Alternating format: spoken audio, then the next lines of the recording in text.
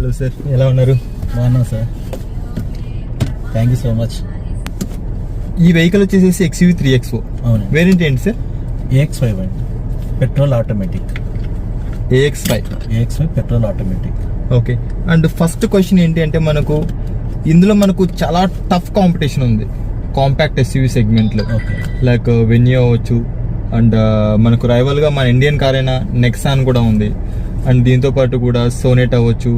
ఈ వెహికల్స్ ని కాదని చెప్పేసి మీరు ఇదే వెహికల్ చూస్ చేసుకోవడానికి గల రీజన్ ఏంటి సార్? యాక్చువల్గా నా బడ్జెట్ 10 lakhs అండి. యాక్చువల్గా ఓకే, నేను ఫస్ట్ ఫోర్డ్ ఫిగో అంటే చాలా ఇష్టం, ట్రై చేశాను కానీ అది వెళ్ళిపోయింది. అది అవును, మన ఇండియాలో లేదు. తర్వాత బలినా చూసానండి. యాక్చువల్గా ఓకే, ఆల్మోస్ట్ ఫిక్స్ అయిపోయాను. కానీ 300 అందరూ చాలా బాగుంటది అంటున్నారు. మీ రివ్యూ కూడా చూసాను యాక్చువల్గా. ఫ్లెక్సిబిలిటీ కానీ స్టెబిలిటీ కానీ రోడ్ మీద. ఓకే, అంటే నేను ఫస్ట్ ఇష్టం ఉండేది కదా, బాక్సీ లుక్ అది ఇష్టం ఉండేది కదా 300 అనేది. ఓకే. తర్వాత మీకు కొన్ని రివ్యూస్ చూస్తే నా ఫ్రెండ్స్ కూడా చాలా మంది ఉన్నారు 300 చాలా బాగుంటుంది, మైలేజ్ రాదు కానీ చాలా బాగుంటది అంటారు. ఒక బూట్ స్పేస్ మాత్రం ప్రాబ్లం అంటారు. ఓకే. తర్వాత నెక్స్ట్ కూడా చూసాను కానీ షోరూమ్ కూడా వెళ్ళాను. ఓకే, కానీ నాకు అంత రెస్పాన్స్ నచ్చలేదు. నాకు షోరూమ్ రెస్పాన్స్. ఓకే, అప్రోచింగ్ అని సరిగ్లేదు లేదండి. యాక్చువల్లీ వెళ్ళాను, ఆ వెహికల్ చూసాను, కూర్చున్నా చాలా బాగుంది. అది ఓకే, క్రియేటివ్ ప్లస్ వేరియంట్ అండి, అది చాలా బాగుంది. ఓకే. కానీ వాళ్ళని అడుగుతుంటే టెస్ట్ లేదు, కనీసం రెస్పాన్స్ కూడా నాకు అంత లేదు. ఓకే. పోనీ మా అన్నయ్యకి వెహికల్ ఉంది, పోనీ తీసుకోవచ్చు అనుకున్నాం కానీ అదే టైంలో ఫ్లడ్స్ వచ్చినాయి. చాలా మంది వెహికల్స్ అమ్మేస్తున్నారు, అయ్యి జాగ్రత్తగా ఉండని చెప్పారు. నేను రిస్క్ పడలేను, ఈ సర్వీస్ మళ్ళీ కొంచెం టోటల్గా చెప్తున్నారు, చాలా నెగిటివ్ ఫీడ్బ్యాక్ ఉందని చెప్పేసి ఇవన్నీ వద్దు మనకని బలిలోకి వెళ్ళిపోదాం అనుకున్నాను. యాక్చువల్గా లాస్ట్ మినిట్ లో ఫిక్స్ అయిపోయాను. ఇంకా కలర్ చూస్ చేసుకోవాలి నేను మా ఫ్యామిలీ మెంబర్స్ కలర్ చూస్ చేసుకోవాలి. ఇది కదా బలిలో ఫిక్స్ అయిపోయాను, ఇంకెన్ని మనకు వద్దు ఇంకని. అంటే సుజుకి చాలా బాగుంటది సర్వీస్ అని, నో ప్రాబ్లం అని చెప్పేసి ఫిక్స్ అయిపోయాను. ఇంకా జస్ట్ 2 days లో కలర్స్ చెప్పాలి ఇంత వాళ్ళకి. ఆ తర్వాత నా మైండ్ లో మాత్రం 300 ఉంది ఇప్పుడు. మైండ్ లో ఇష్టం మాత్రం చాలా ఇష్టం అది 300. తర్వాత ఇంకా అసలు ట్రైల్ వేసాను అప్పుడు 3XO AX5 ఒక కొంచెం బడ్జెట్ ఎక్కువైనా కూడా అస్మాను మనం తీయలేం కదండి, మిడిల్ క్లాస్. యాక్చువల్ గా అస్మాను మార్చలేము, కనీసం తీసామంటే 7 years 10 years మెయింటైన్ చేయాలి. సో ఇంకా ఒకసారి తీసుకున్న తర్వాత మళ్ళీ అది తీసుకుంటే బాగున్న ఫీలింగ్ రాకూడదని. సో ఇంకా ఏదైతే అయిందని చెప్పేసి కొంచెం డేర్ చేసి 3XO AX5 తీసుకున్నాను నేను. ఆల్రెడీ AX5 తీసుకున్నారు, అది కూడా ఆటోమేటిక్ లో. ఆటోమేటిక్ అంటే మాన్యువల్ తీసుకుందాం అనుకున్నా, మా మిస్సెస్ అంది ఆటోమేటిక్ నేను కూడా ట్రై చేస్తానని చెప్పింది. సో ఇంక ఇద్దరికి ఉపయోగపడుతుందని చెప్పేసి ఆటోమేటిక్ వెళ్ళిపోయింది. అంటే నేను ఈ క్వశ్చన్ కూడా అడగాలనుకున్నా, ఎందుకు మీరు మాన్యువల్ కాకుండా ఆటోమేటిక్ గా వెళ్ళారని చెప్పేసి. యాక్చువల్ గా నాకు మాన్యువల్ ఇష్టం, కానీ మా మిస్సెస్ కూడా ఆటోమేటిక్ అంటే ట్రై చేస్తాను అంటే వాళ్ళ ఇష్టాలు కూడా మనం చూస్ చేసుకోవాలి, ఫ్యామిలీ అండి. సో ఇంకా ఆటోమేటిక్ వెళ్ళిపోయింది. ఓకే సార్, మీరు పర్చేస్ చేసేప్పటికి ఇప్పుడు GST 2.0 వచ్చినప్పటికైతే ప్రైజెస్ తగ్గాయి. మీరు ఎప్పుడు పర్చేస్ చేశారు వెహికల్ ని? అప్పుడు దీని యొక్క ఆన్ రోడ్ ప్రైస్ ఎంత ఉంది? నాకు 2024 December లో తీసుకున్నాను వెహికల్ ఇది. ఓకే, అప్పుడు నాకు 14,70,000 అన్ని కలిపి పడింది, దాదాపుగా 10 months అవుతుంది. ఓకే, ఎంత సార్? 14,70,000. 14,70,000 రూపీస్ ఈ వేరియంట్. ఓకే. అండ్ ఈ వెహికల్ మీరు ఎన్ని కిలోమీటర్స్ కి ఇప్పటికి డ్రైవ్ చేశారు sir? Almost 10,000, almost near by 10,000 kilometres అయిపోయిందంటే సర్వీస్ కి వెళ్ళి ఉంటారు మీరు? సెకండ్ సర్వీస్ కూడా అయిపోయింది, వెళ్ళి ఉంటుంది. అండ్ సర్వీస్ సంబంధించి ఏ సర్వీస్ సెంటర్ లో చేస్తున్నారు మీరు హైదరాబాద్ లో? సర్వీస్ ఎలా ఉంది ఫీడ్బ్యాక్? నాకు ఇక్కడ బాజ్పల్లి దగ్గర నాకు VVC మోటార్స్, వాళ్ళ రెస్పాన్స్ చాలా బాగుంటుంది వాళ్ళది. ఓకే, ఇష్యూస్ కూడా బాగానే సాల్వ్ చేస్తారు. మీరు సర్వీస్ పరంగా ఎటువంటి ఇబ్బంది అయితే లేదు? అసలు ఇబ్బంది లేదు. మీరు సెకండ్ సర్వీస్ చేసినప్పుడు ఈ కార్ కి సంబంధించిన సర్వీస్ కాస్ట్ ఎంత వచ్చింది సార్? నాకు 3,000 చేంజ్ వచ్చిందండి, ఇంక్లూడింగ్ ఆయిల్ చేంజ్ తో కలుపుకొని వచ్చినాయి. Well and good. అంటే 3,000 రూపీస్ లో మనకు ఒక కాంపాక్ట్ యూజువల్ గా మనం రాయల్ ఎన్ఫీల్డ్ బైక్ కి మనం సర్వీస్ చేయాలన్నా కూడా మినిమం మనకు వస్తుంది సార్ ఖర్చు. అంటే పర్ ఇయర్ మనం మినిమం రాయల్ ఎన్ఫీల్డ్ కి 3 to 4 times మనం సర్వీస్ చేయిస్తాం. అంటే దాదాపుగా రాయల్ ఎన్ఫీల్డ్ కి 12,000 రూపీస్ వస్తే 3XO కి మనకు 3,000 రూపీస్ వచ్చిందని చెప్పేసి చెప్తున్నాం. ఓకే. అండ్ ఈ కార్ లో ఈ 10 months లో మీరు చూసిన కాన్స్ ఏంటి సార్? ప్రోస్ మనం పక్కన పెట్టదు, ఇంతవరకు చెప్పారు. మనం యూజువల్ గా ఎక్కువ ఫోకస్ చేసేది cons. First of all boot space అండి. యాక్చువల్ గా ఎక్కువ లగేజ్ అంటే చాలా ఇబ్బంది అయిపోతుంది. ఓకే. ఇంకొకటి ఏసీది రీసెంట్ గా నాకు ఇది నా ఊడిపోయిందండి. యాక్చువల్ గా ఇది నా ఊడిపోయింది, ఇలాంటిది అలాంటిది ఊడిపోయింది. నేను ఫేస్బుక్ గ్రూప్ లో కూడా జాయిన్ అయ్యాను, అందులో చెక్ చేస్తే ఇది కూడా వాళ్ళు కూడా ఇదే కంప్లైంట్. ఎగ్జాక్ట్ నా కార్ లో 4 ఊడిపోయి ఓకే 4 లేవండి. అది మాత్రం కాన్ అండి. అది యాక్చువల్ గా బిల్డ్ క్వాలిటీ బాగుంటది కానీ ఇది మాత్రం అంత క్వాలిటీ. ఇంకా మీరు ఫీల్ అయిన కాన్సెప్ట్ ఇంకోటండి ఇదండి ఐడియల్ స్టార్ట్ బటన్.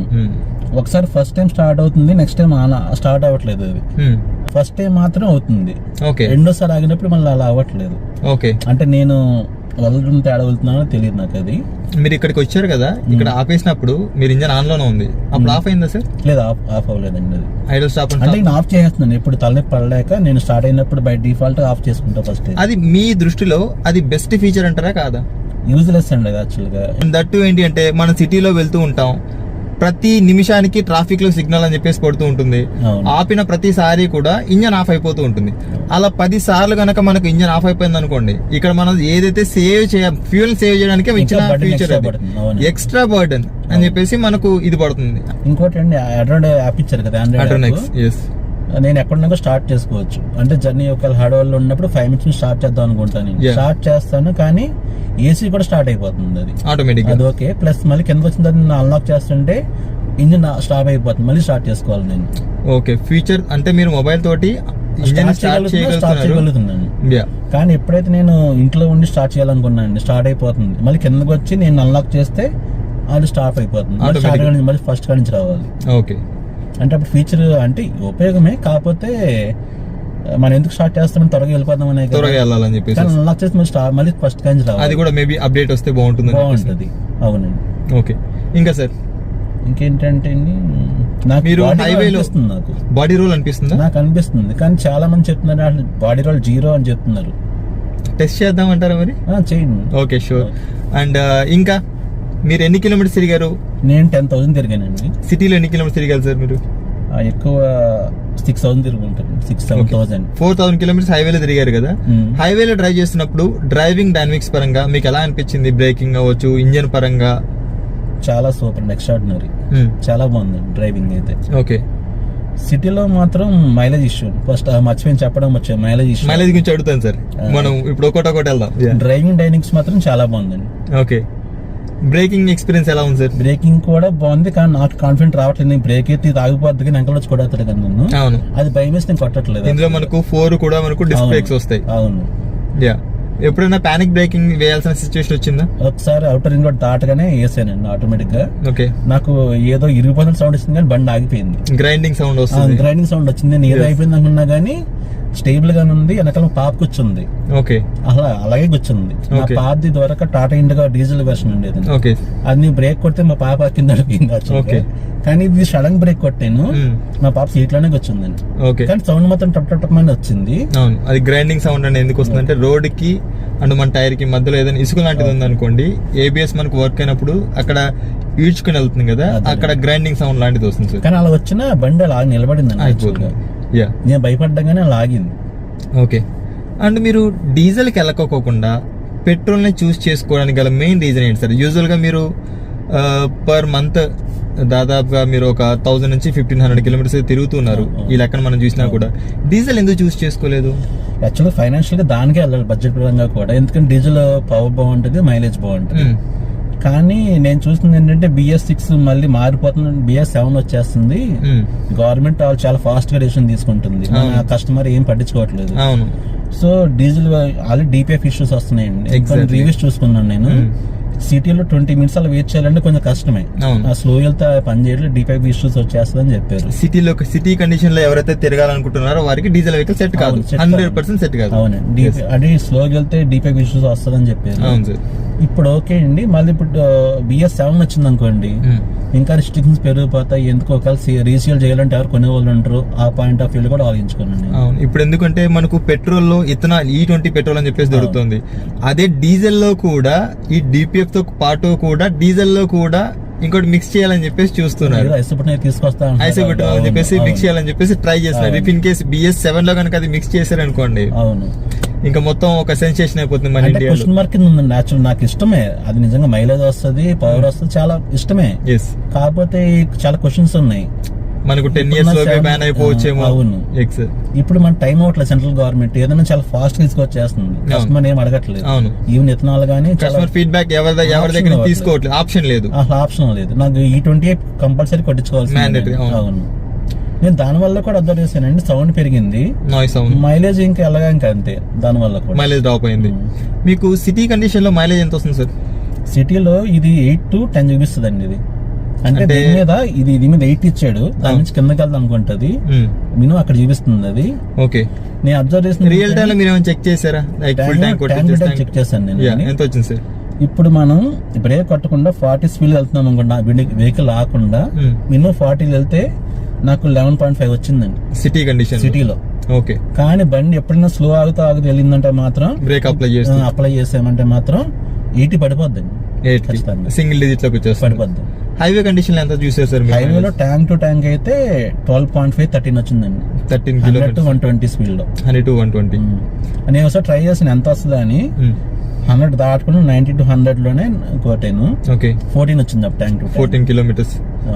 ఓకే, ఇంకా ఈ కార్లో మీరు ట్రావెల్ చేస్తున్నప్పుడు టోటల్ గా ఎంత మంది మీరు ట్రావెల్ చేస్తారు హైవేలో వెళ్తున్నప్పుడు? మేము ఇక్కడ 5 మెంబర్స్ అలా చేస్తాం. 5 మెంబర్స్ కి కంఫర్ట్ అన్నది ఎలా ఉంది సార్? వెనకాల కూర్చున్న వారికి చాలా బాగుంది. వెనకాల ముగ్గురు కూర్చోడానికి కంఫర్ట్. ఇది వరకు నాకు టాటా ఇండికాలో కాల్ నొక్కేసే ఉంది వెనకాల కూర్చున్న వాళ్ళకి, మిడిల్ లో కూర్చున్న వారికి ఇబ్బందిగా ఉండేది. ఇప్పుడు నీ జాకేమో వెనకాల ఎక్కువ వెనక్కి వేసుకుని అలవాటు అలాగా. ఈవెన్ వాళ్ళందరూ నా పిల్లలు చిన్న పాప కూడా ఇబ్బంది లేదు. ఓకే, చాలా బాగుంది కంఫర్ట్. ఓకే, అండ్ ఈ కార్ లో ఇంతవరకు మనం కొన్ని ఈ సీట్ మాత్రం నాకు ఎందుకో బాగానే ఉంది, ఎక్కడో ఏదో మిస్ అయినట్టు అనిపిస్తుంది నాకైతే. బ్యాక్ పెయిన్ లాగా వస్తుందా? అంటే ఇది సెట్ అవ్వట్లేదు అలా, ఇది తీసుకున్నా గానీ సంథింగ్ ఏదో మిస్ అయింది, ఇది పట్టుకోవడం గానీ. ఓకే, నేను టాటా ఎగ్జామ్ కూర్చున్నాను, అలా ఏదో మిషన్ ఇలా బెల్ట్ ఇలా పట్టేసినట్టు ఉంది, చాలా బాగుంది టాటా ఎగ్జామ్. ఓకే, ఇది మాత్రం ఈ బకెట్ లా ఉంది.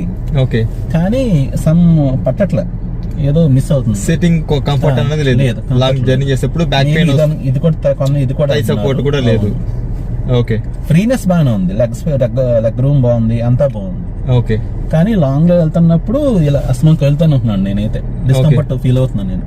ఓకే, యా, అండ్ ఈ వెహికల్ సంబంధించి ఇంతవరకు మనం కాన్స్ మాట్లాడుకున్నాం. ప్రోస్, మీరు ఫీల్ అయిన ప్రోస్ ఏంటి? ఇంకా మీరు ఈ కార్ గురించి ఇంకా బెటర్ గా చెప్పాలనుకుంటుంది ఏంటి? యాక్చువల్ గా నేను ప్రో డ్రైవింగ్ ఏం కాదండి, యాక్చువల్ గా మీడియం. ఓకే, రీసెంట్ గా నేర్చుకున్నాను నేను, పాత వెహికల్ తీసుకున్నాను, దాని మీద నేర్చుకుని తోలుతున్నా. నాకు కూడా చాలా ఎక్కడ అవుట్ ఆఫ్ కంట్రోల్ అయిపోతుందో టైం లేదు హైవేలో కూడా. ఓకే, విజిబిలిటీ కూడా మనకు క్లియర్ గా చాలా బాగుంటుంది, కనిపిస్తుంది. చాలా బాగుంటుంది. ఓకే, కంఫర్ట్ పరంగా well and good, and engine పరంగా కూడా చాలా బాగుందని చెప్పేసి చెప్పారు. బ్రేకింగ్ పరంగా, సస్పెన్షన్ పరంగా మీకు ఏమైనా ఇష్యూస్ ఉన్నాయి? గుంతల రోడ్లు ఖచ్చితంగా తెలుస్తుంది. బాచుపల్లి రోడ్ అంతా కూడా కచ్చా రోడ్, తిరుగుతున్న రోడ్ కనిపిస్తుంది, ఆ సౌండ్స్ క్లియర్ గా వినిపిస్తాయి. నాకు మీరు చెప్తారు హాట్ సస్పెన్షన్ చాలా బెటర్ అని. నేను ఒకసారి అవుటర్ రింగ్ రోడ్ లో ఎక్కుతున్నానండి, జస్ట్ ఎక్కుతున్నప్పుడు ఒకటో ఇలా పైకి ఉంది, ఇలా కిందకు ఉంది రోడ్డు. ఓకే, కానీ ఇలా ఉంది అది యాక్చువల్ గా. నేను సడన్ గా ఇలా తిప్పాల్సి వచ్చింది. ఓకే, ఇలా డౌన్ అయ్యి బండి నిలబడింది. ఓకే, వేరే వెహికల్ అయితే ఇలా పడిపోతుంది ఖచ్చితంగా. నిజంగా అప్పుడు నాకు చాలా బెనిఫిట్ అనిపించింది.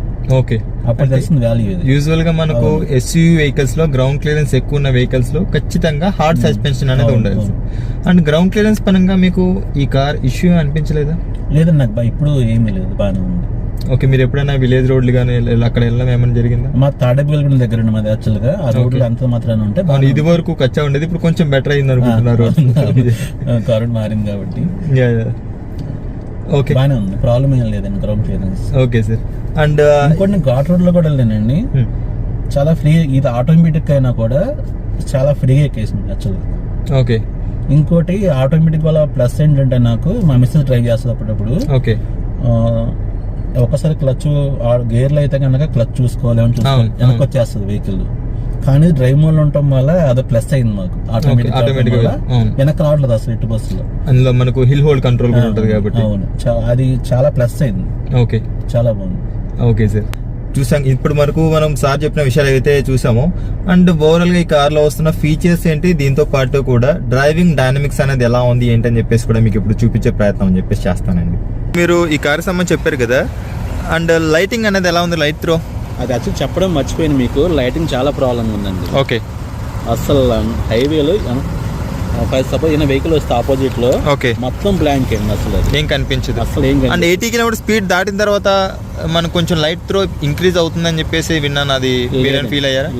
లేదు, చాలా ప్రాబ్లం అయింది లైటింగ్. లైట్ త్రో మాత్రం చాలా పూర్ గా ఉంది. నాకు లైట్ పవర్ కావాలంటే ఇది సెన్సార్ ఫిట్టింగ్ అండి, కుదరదు. ఇది మార్చుకోవడానికి ఆప్షన్ లేదని చెప్పి ఎల్ఈడి అప్గ్రేడ్ అవ్వడానికి కూడా మనకు ఆప్షన్ లేదు. డిసప్పాయింట్, మనం డబ్బులు కడుతున్నాము, కంపెనీ మనకు ఆప్షన్ అవ్వట్లేదు. అవును సార్.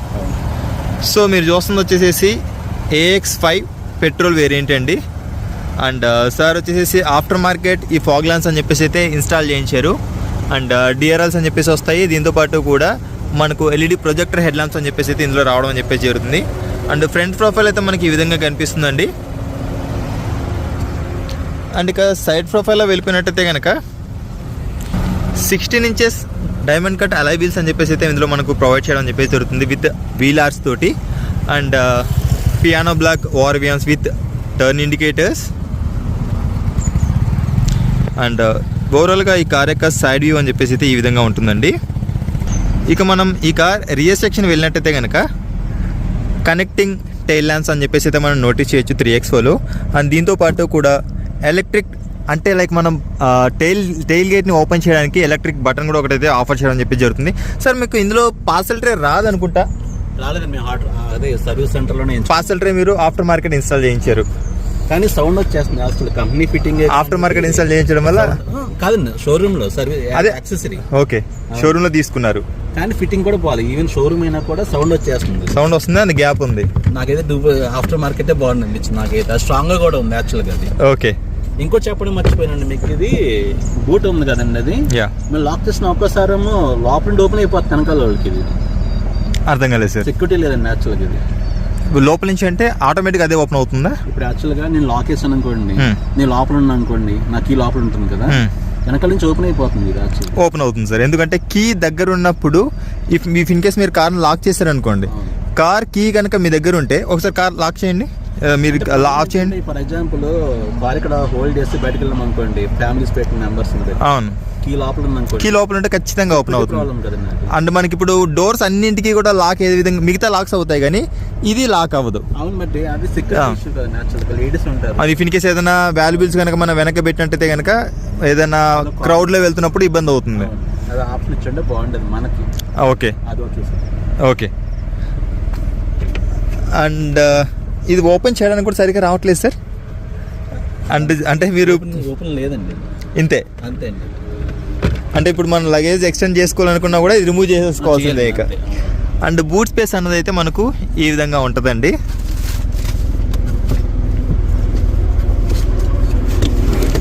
అండ్ స్పేర్ వీల్ అయితే ఆబ్వియస్లీ మనకు 1 ఇంచ్ అయితే తక్కువ ఉంటుంది. స్పేర్ వీల్ ఏమైనా యూజ్ చేయాల్సిన సిచ్యువేషన్ వచ్చిందా సార్ మీకు? ప్రస్తుతానికి లేదు. ఓకే. XUV 3XO రియర్లో మనకు డిఫాగర్ విత్ వైపర్ అని చెప్పేసి అయితే ప్రొవైడ్ చేస్తున్నారు. And high mount stop lamp and shark fin antenna అని చెప్పేసి అయితే మనకు మిస్ అవుతుందండి. ఒకసారి ఇంటీరియర్లోకి అయితే వెళ్దాం. ఇంటీరియర్లో మనకు ఏమేమి ప్రొవైడ్ చేస్తున్నాయి ఏంటని చెప్పేసి చూద్దాం రండి.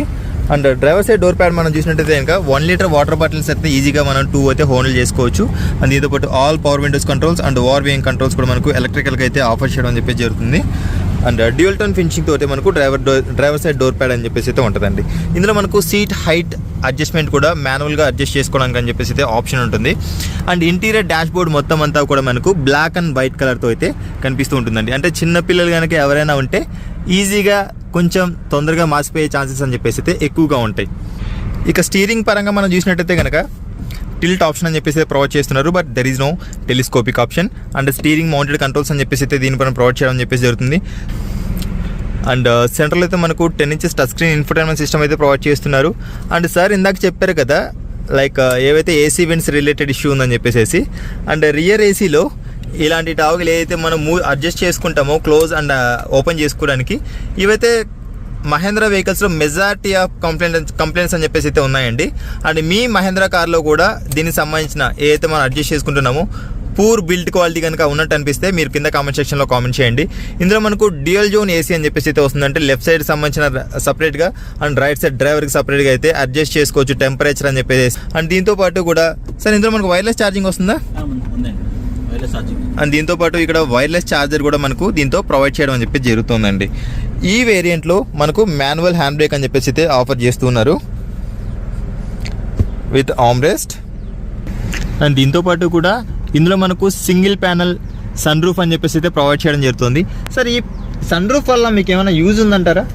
మా పాప ఉంది, దాని మాత్రం ఎంజాయ్ చేస్తుంది. ఎప్పుడైనా ఫొటోస్ తీసుకోవడానికి దానికి దీనికి ఎప్పుడైనా స్లోగా వెళ్తున్నప్పుడు, ఫారెస్ట్ లో వెళ్తున్నప్పుడు సరదాగా అప్పుడు మాత్రం నేను సిటీలో ఎప్పుడు ఓపెన్ చేయను, సిటీలో కానీ హైవేలో కానీ. బట్ కుదిరితే కనుక అది అవాయిడ్ చేయండి సార్, ఎందుకంటే రీసెంట్ గానే మనం ఎన్నో సిచ్యువేషన్స్ అని చెప్పేసి చూసాం.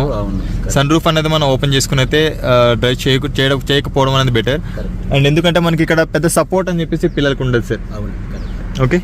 అండ్ ఎవరైతే సన్ రూఫ్ యూజ్ చేస్తున్నారో దయచేసి పిల్లల్ని అయితే ఈ సన్ రూఫ్ అయినా నించోబెట్టకండి. అండ్ ఇది మనకు ఓవరాల్గా డాష్ బోర్డ్ వ్యూ అండి. మనకు IRVM కూడా మనకు అడ్జస్టబుల్ అని చెప్పేసి అయితే ప్రొవైడ్ చేస్తున్నారు. And right side ticket holder కూడా మనకు ఇందులో ఆఫర్ చేయట్లేదండి. అండ్ లెఫ్ట్ సైడ్ వచ్చేసి వ్యాంట్రీ మిర్రర్ అయితే ఆఫర్ చేస్తున్నారు విత్ ల్యాంప్ తోటి. అండ్ ఫ్రంట్ డ్రైవర్ సీట్ని నా హైట్కి అనుగుణంగా అయితే నేను అడ్జస్ట్ చేసుకోవడం చెప్పేసి జరిగింది. ఒకసారి రియర్ సెక్షన్కి వెళ్దాం. రియర్ సెక్షన్లో కంఫర్ట్ అండ్ కన్వీనియన్స్ ఎలా ఉందని చెప్పేసి అయితే చూద్దాం. నా హైట్ 5.8 అండి. 5.8 హైట్ ఉన్న పర్సన్ డ్రైవింగ్ సీట్లో కూర్చున్నా కూడా సఫిషియంట్ నీ రూమ్ అండ్ లెగ్ రూమ్ అని చెప్పేసి అయితే ఉంటుంది. బట్ అండర్ థై సపోర్ట్ అని చెప్పేసి అయితే ఖచ్చితంగా మనం మిస్ అవుతాం. అండ్ మిడిల్లో కూర్చున్న వారు కూడా కొంచెం కంఫర్టబుల్గా కూర్చోడానికి ఇక్కడ హంప్ అని చెప్పేసి అయితే రిమూవ్ అవ్వడం చెప్పేసి జరిగిందండి. అండ్ ఇక్కడ చూసారు కదా సార్ ఇందాక చేసిన కంప్లైంట్ అని చెప్పేసి అయితే ఇది అంటే ఏసీ వెంట్ మనం క్లోజ్ చేసుకోవడానికి ఓపెన్ చేసుకోవడానికి అని చెప్పేసి అయితే ఆప్షన్ లేకుండా విరిగిపోవడం అని చెప్పేసి జరిగింది. మెజారిటీ ఆఫ్ మహేంద్రా వెహికల్స్లో ఈ కంప్లైంట్స్ అని చెప్పేసి అయితే వస్తున్నాయండి. అండ్ మిడిల్లో మనకు రీడింగ్ ల్యాంప్ అని చెప్పేసి అయితే ప్రొవైడ్ చేస్తున్నారు. ఇది మనకు కార్ యొక్క ఇంటీరియర్ ఓవర్ వ్యూ అండి. రియర్లో అయితే మనకు ఆర్మ్రెస్ట్ విత్ 2 కప్ హోల్డర్స్ అయితే ప్రొవైడ్ చేయడం చెప్పేసి జరుగుతుంది. 3 అడ్జస్టబుల్ హెడ్రెస్ట్ అని చెప్పేసి అయితే ప్రొవైడ్ చేస్తున్నారు. 60-40 రేషియోలో కూడా ఈ సీట్స్ అయితే మనం ఫోల్డ్ చేసుకోవచ్చు. సార్, ఇది ఇంజన్ నాయిస్ పరంగా ఇందులో మనకు 3 సిలిండర్ ఇంజన్ వస్తుంది కదా, ఇంజన్ నాయిస్ ఏమైనా మీరు ఏమైనా నోటీస్ చేస్తుంటారా హైవేలో వెళ్తున్నప్పుడు కానీ, లేకపోతే లోపలికి విండ్ నాయిస్ లాంటిది ఏమైనా రావడం నోటీస్ చేస్తారా? విండ్ నాయిస్ అయితే వస్తుందా? ఓకే. ఇంజన్ నాయిస్ ఏమైనా మీరు ఫీల్ అయ్యారా హైవేలో వెళ్తున్నప్పుడు, ఐడలింగ్లో ఉన్నప్పుడు కానీ తెలుస్తుందా? సైలెంట్గా ఉంటుంది, రేస్ చేస్తామో వినిపిస్తుంది. విండ్ నాయిస్ కూడా హైవేలో వెళ్తున్నప్పుడు లోపలికి అయితే ఎంటర్ అవుతుంది. ఓకే. ఒకసారి మీరు ఈ కార్కి సంబంధించిన ఇంజన్ నాయిస్ కూడా అయితే నోటీస్ చేయొచ్చండి. ఇందులో మనకు 1.2 లీటర్ MPFI ఇంజన్ అయితే వస్తుంది పెట్రోల్లో. సో ఒకసారి XUV 3XO petrol MPFI engine ఈ వెహికల్ సంబంధించిన డ్రైవింగ్ ఎక్స్పీరియన్స్ కూడా మనం తీసుకుందామండి. అండ్ ఇనిషియల్గా ఇంజన్ స్టార్ట్ చేసినప్పుడు వచ్చేసి మనకు క్లియర్గా లిటిల్ బిట్ ఇంజన్ నాయిస్ అని చెప్పేసి అయితే నోటీస్ అవుతుంది. తెలుస్తుంది కదా సార్? ఓకే. అండ్ ఒకసారి చిన్న టెస్ట్ డ్రైవ్ అని చెప్పేసి తీసుకుందాం.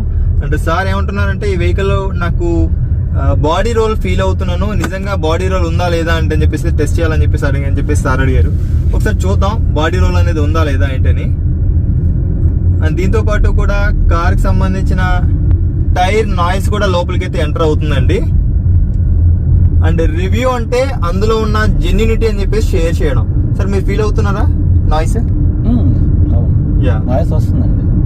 ఇంకోటి అబ్జర్వేషన్ ఏంటంటే BPCL స్పీడ్ పెట్రోల్ వేస్తుంటే నాయిస్ తగ్గుతుందండి. ఓకే. నేను అబ్జర్వ్ చేస్తాను BPCL స్పీడ్ పెట్రోల్ ఉంటుంది చూసారు? అవును సార్. అది కొట్టిస్తుంటే నాయిస్ తగ్గుతుందండి. ఓకే. ఇంజిన్ చాలా సైలెంట్ గా ఉంటుంది. ఓకే. మిగతా ఏది కొట్టించినా నాయిస్ వచ్చేస్తుంది. ఓకే.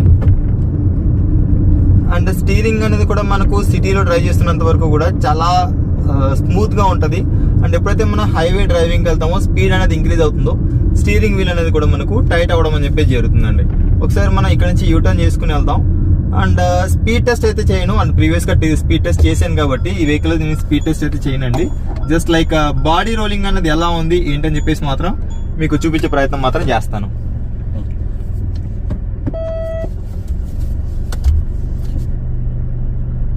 మీరు చూస్తున్న ఈ AX5 వేరియంట్ లో 360 డిగ్రీస్ సంబంధించిన కెమెరా అయితే రాదండి, ఓన్లీ రియర్ కెమెరా మాత్రమే వస్తుంది. అండ్ కెమెరా క్వాలిటీ అయితే బెటర్ గానే ఉంది. సో మీరు ఒక్కసారి అయితే ఇంజిన్, నేను ఎటువంటి మాటలు అయితే మాట్లాడాను, మీరు ఒకసారి ఇంజిన్ నాయిస్ అయితే నోటీస్ చేయండి.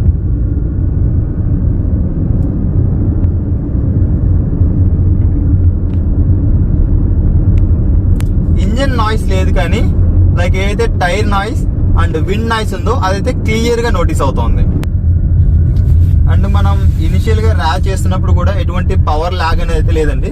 అండ్ గేర్ షిఫ్ట్ అవుతున్నప్పుడు కూడా మనకు ఆ చిన్నపాటి జర్క్ అన్నది కూడా కనిపించదు. ఒకసారి 0 to మనం మినిమం టేకప్ చేద్దాం, చూద్దాం ఒకసారి ఏదైనా పవర్ లాగ్ లాంటిది ఏమైనా ఉందా లేదంటే. గేర్ చేంజ్ అయిపోయింది, సెకండ్ గేర్ చేంజ్, బట్ ఎటువంటి చిన్న స్మాల్ జర్క్ కూడా లేదు సార్. చాలా స్మూత్ గా ఉంది ట్రాన్స్మిషన్ మాత్రం.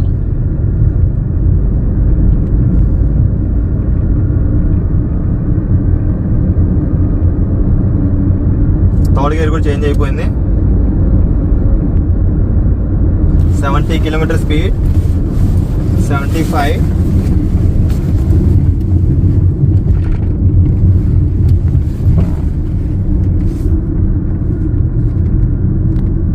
అండ్ ఈ టెస్ట్ లో మనకు బాడీ రోలింగ్ అనేది ఎలా తెలుస్తుందంటే సస్పెన్షన్ అండ్ స్టీరింగ్ యొక్క కాంబినేషన్ తోటి లైక్ వెహికల్ మనం డ్రైవ్ చేస్తున్నప్పుడు ఒకవైపు పుల్ చేస్తుందండి. అలాంటప్పుడు మనం వెహికల్ ని డ్రైవ్ చేయకూడదు.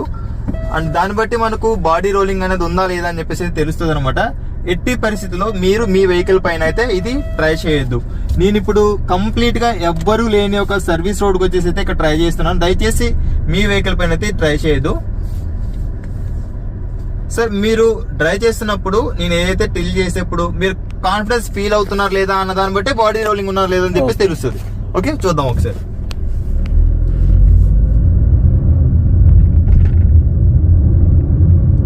మీరే స్పీడ్ చెప్పండి. స్పీడ్ ఎంత సార్? 47, 50, 60,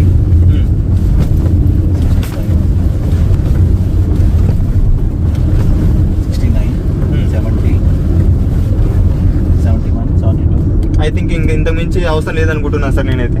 ఓకే, ఏం చెప్తారు మీరు? ఎక్కడైనా ఒక వైపుకి ఈడ్చుకెళ్తా అంటే లైక్ బాడీ రోలింగ్ కనుక ఉంటే ఏమవుతుందంటే సార్, నేను లెఫ్ట్ లాగాను అనుకోండి, వెనకలది కూడా లైక్ స్నేక్ లాగా ఒకవైపు పుల్ చేయడము. మీరు ఎలాగైతే ఉన్నారో పర్సన్ వెహికల్ మీరు రైట్ కి వెళ్ళినప్పుడు రైట్ కి ఆపోజిట్ లో మీరు అలా మూవడం తప్ప నుంచి ఎక్స్ట్రాగా వెహికల్ అన్నది పుల్ చేయడం గానీ వెహికల్ బాడీ రోల్ అవడం లాంటిది అయితే ఈ వెహికల్ లో 0.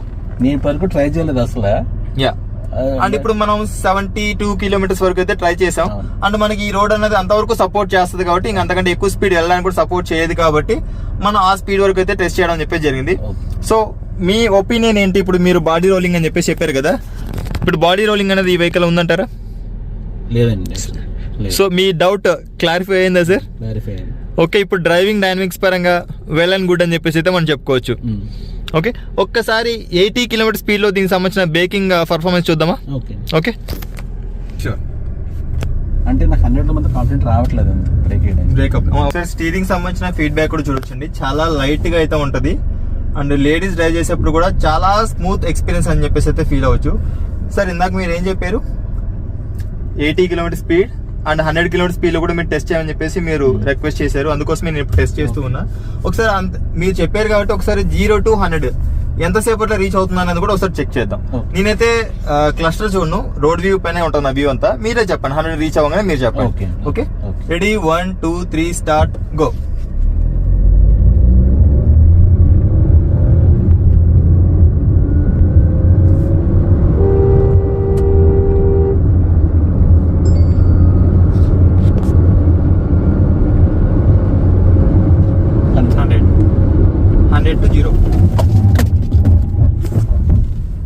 ఇలాంటి సౌండ్ అయినా ఫీల్ అయ్యారు మీరు? అంటే దిగినట్టు సౌండ్ వచ్చింది, గ్రైండింగ్ సౌండ్ వస్తుంది సార్ మనకు. ఓకే, 100 to 0 వచ్చినప్పుడు వెహికల్ ఒకవైపు పుల్ చేసినట్టు కానీ అలా అయితే ఏం లేదు, అలాగేం లేదు, స్ట్రైట్ గానే ఉంది. అండ్ నేను రోడ్కి మిడిల్ లో రావడానికి కూడా రీజన్ ఏంటి అంటే మనం టెస్ట్ చేసినప్పుడు సిచ్యువేషన్ ఎప్పుడు ఎలా మారుతుందో తెలియదు, మనం సేఫ్ సైడ్ ఉండాలి. నేను బండి తిరిగేస్తాం అనుకున్నా కానీ అలాగేం లేదు, అలాగే ఉంది. ఓకే, అండ్ ఒక్కసారి మనం 80 కిలోమీటర్ స్పీడ్ లో కూడా చూద్దాం. 40, 60. ఆ గ్రైండింగ్ సౌండ్ అనేది ఖచ్చితంగా వస్తుంది సార్. ప్రతి ఒక్క వెహికల్ లో కూడా గ్రైండింగ్ సౌండ్ అనేది అయితే ఉంటది. నేను అదే మిస్అండర్స్టాండింగ్ చేసుకున్నాను. అండ్ రివర్స్ ఈ వెహికల్ మనకు ఎంత స్పీడ్ వరకు వెళ్తుంది అని చెప్పేసి కూడా చూద్దామండి.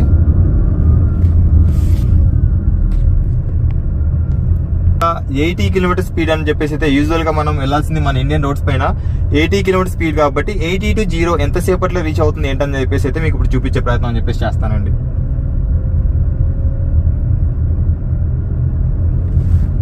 I think so this much is enough.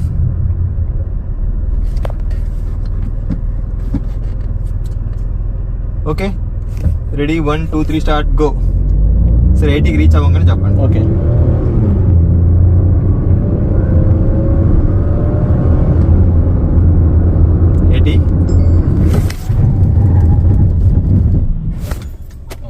ఏం ఫీల్ అయ్యారు? చాలా స్టేబుల్ గా ఉందండి యాక్చువల్లీ. 80 కిలోమీటర్ స్పీడ్ లో నేను కంప్లీట్ గా హార్డ్ బ్రేక్ వేసాను, ఇంకా వేరే ఆప్షన్ లేకోకుండా కంప్లీట్ గా వేసాను. అండ్ లాస్ట్ లో స్టీరింగ్ కూడా వదిలేసాను. అంటే ఇఫ్ ఇన్ కేస్ మనకు వెహికల్ కనుక పుల్, అంటే ఇందాక నేను 100 కిలోమీటర్ స్పీడ్ లో టెస్ట్ చేశాను కాబట్టి పుల్ చేయలేదన్న ఒక కాన్ఫిడెన్స్ తోటి నేను లాస్ట్ లో స్టీరింగ్ అని చెప్పేసి 80 కిలోమీటర్ స్పీడ్ లో వదిలేదని చెప్పేసి జరిగింది. ఇప్పుడు మీరు ఏం చెప్తారు వెహికల్ సంబంధించిన స్టెబిలిటీ పరంగా, బ్రేకింగ్ పరంగా? అండ్ ఇందాక మనం చేసింది సస్పెన్షన్ టెస్ట్ కూడా చేసినట్టే సార్. సస్పెన్షన్ టెస్ట్లో కూడా ఓవరాల్గా ఈ కార్కి సంబంధించిన డ్రైవింగ్ ఎక్స్పీరియన్స్ గురించి 10కి అవుట్ ఆఫ్ ఎన్ని ఇస్తారు మీరు? అంటే ఇప్పటివరకు నాకు చాలా క్వశ్చన్స్ ఉండేవి, ప్రాక్టికల్ పాసిబుల్ అవుతుందా లేదా. నేనంటే కొన్ని గ్రూప్స్ ఫాలో అవుతా ఫేస్బుక్ లో, అందరూ 0 ఉంటుంది, మీరు ఎందుకు అలా చెప్తున్నారు, మీరు సరిగ్గా డ్రైవ్ చేయడం తెలియదు అని చెప్తున్నారు. ఓకే, సో నేను ప్రాక్టికల్ చదవడం నాకు అంత ఎక్స్పీరియన్స్ లేదు. ఓకే, సో అందులో నేను మిమ్మల్ని హెల్ప్ అడిగాను. సార్ ఇప్పుడు మీరు ఏదైతే 100 కిలోమీటర్ స్పీడ్ టెస్ట్ అడిగారో అది మీ రిక్వెస్ట్ మేరకు మాత్రం నేను చేశాను సార్ ఇది. Yes, yeah. సో నాకు ఇప్పుడు కాన్ఫిడెంట్ గా ఉంది బాగా నా వెహికల్ మీద. ఓకే, అంటే మన బై మిస్టేక్ ఎప్పుడైనా అన్ఫార్చునేట్లీ ఎప్పుడైనా మన సిచ్యువేషన్ వచ్చినప్పుడు సడన్ గా గనక మనం బ్రేక్ అనేది అప్లై చేయడానికి మనకు ఒక కాన్ఫిడెన్స్ అనేది ఉండాలి. వేయగలుగుతాం అంటే మనం వేయగలుగుతాం లేదా పక్కన పెట్టేస్తే వేయాల్సిన సిచ్యువేషన్ వస్తే. నిన్న బడ్జెట్ దాటి యాక్చువల్ బలెనో తీసుకుందాం అనుకున్నాను లాస్ట్ మినిట్ లో. ఓకే, ఆ బడ్జెట్ దాటి తీసుకున్నందుకు నాకు ఓకే, నేను ప్రిగ్రెట్ ఫీల్ అవ్వట్లేదు. సాటిస్ఫైయర్, మైలేజ్ ఇంకా కాంప్రమైజింగ్ అంతే. బిల్ట్ క్వాలిటీ అనేది ఉండడం వల్ల కార్బోరేట్ పెరుగుతుంది కాబట్టి వాల్యుబుల్ అనిపించింది నాకు. సో ఇఫ్ ఇన్ కేస్ ఎవరైనా 14 lakhs బడ్జెట్లో, ఇప్పుడు మనకు దీనికి సంబంధించిన కాస్ట్ 13.5 అయింది అనుకుంటాను, ఈ బడ్జెట్లో ఎవరైనా 3XO కనుక చూస్ చేసుకోవాలనుకుంటే మీరు ఈ వెహికల్ సజెస్ట్ చేస్తారా? ఖచ్చితంగా. Okay, right sir, thank you. సిటీలో కాకుండా అవుట్ సైడ్ లో ఉంటే మాత్రం డీజిల్ ప్రిఫర్ చేయండి. ఎక్కువ మాత్రం డీజిల్ అవాయిడ్ చేస్తే మీరు నా ఎక్స్పీరియన్స్ ప్రకారం. ఓకే, అంటే హైవే కండిషన్ కనుక ఎక్కువ ఉంటే better to go for diesel. లేదు హైవే కండిషన్ కాకుండా సిటీలోనే ఎక్కువ 60 to 80% ఉంటే మాత్రం and there is no option, only petrol. Okay, thank you sir, thanks for your valuable review and మీ విలువైన జెన్యూన్ ఓనర్షిప్ రివ్యూని షేర్ చేసినందుకు. అండ్ ఫస్ట్ ఆఫ్ ఆల్ మీ క్వశ్చన్ నేను ముందే అడగాలి, లాస్ట్ అడుగుతున్నా, మీ పేరు అడగలేదు సార్. నేను Srinivas sir. Thank you sir, thank you so much. And మీరు కూడా మీ కార్కి సంబంధించిన ఇలాంటి ఓనర్షిప్ రివ్యూ అండ్ ఎక్స్పీరియన్స్ని షేర్ చేసుకోవాలనుకుంటున్నట్లయితే కనుక మన ఫాలోవర్స్ తోటి అండ్ మన ఫ్యామిలీ మెంబర్స్ తోటి ఇక్కడ స్క్రీన్ పైన కనిపిస్తున్న ఈ వాట్సాప్ నెంబర్కి అయితే మీరు అప్రోచ్ అవ్వచ్చు. డైరెక్ట్గా మీరు కాల్ చేసి కూడా మీ కార్కి సంబంధించిన ఫీడ్బ్యాక్ అని చెప్పేసి అయితే నాకు చెప్పొచ్చండి. సో ఇది ఫ్రెండ్స్ ఇవాటి వీడియోలో XUV 3XO AX5 petrol 1.2 litre and ఈ వెహికల్ యొక్క రివ్యూ మీకు ఎలా అనిపించింది ఏంటని చెప్పేసి అయితే కింద కామెంట్ సెక్షన్లో కామెంట్ చేయండి. అండ్ మరిన్ని లేటెస్ట్ వీడియోస్ అండ్ అప్డేట్స్ కోసం మన ఛానల్ని సబ్స్క్రైబ్ చేసుకోవడం మాత్రం మర్చిపోద్దు. Thanks for watching. Bye bye. Seat belt ధరించండి, హెల్మెట్ ధరించండి, సురక్షితంగా ప్రయాణించండి, అంబులెన్స్కి దారి ఇవ్వడం మాత్రం మర్చిపోద్దు. Please don't drunk and drive. బోలో భారత్ మాతాకి జై.